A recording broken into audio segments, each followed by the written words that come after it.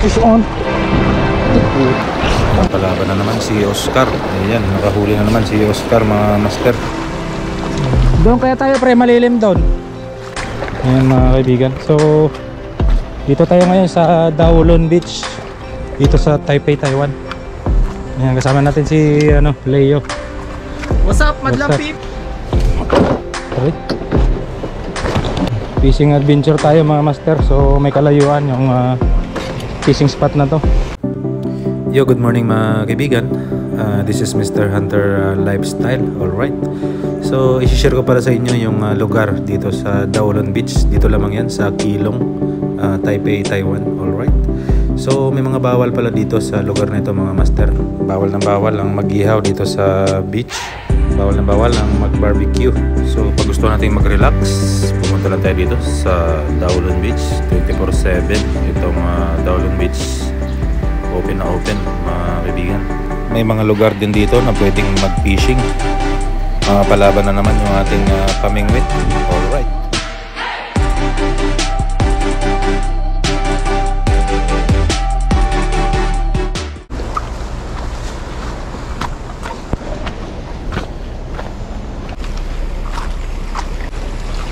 mga master, ang ganda ng spot oh. Blue blue yung tubig, nakakalinaw.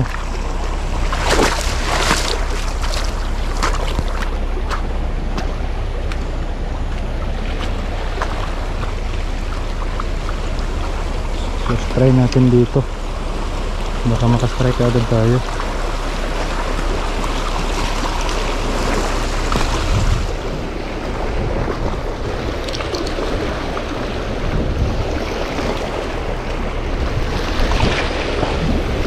Ayun, lupang-lupang eh.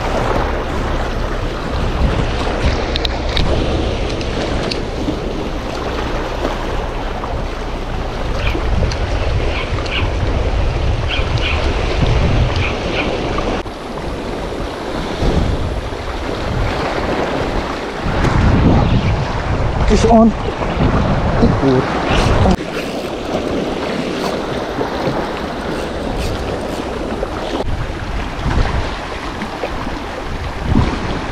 Pero boy, ito ka na. Ayos na yan. Grouper bits. Red grouper.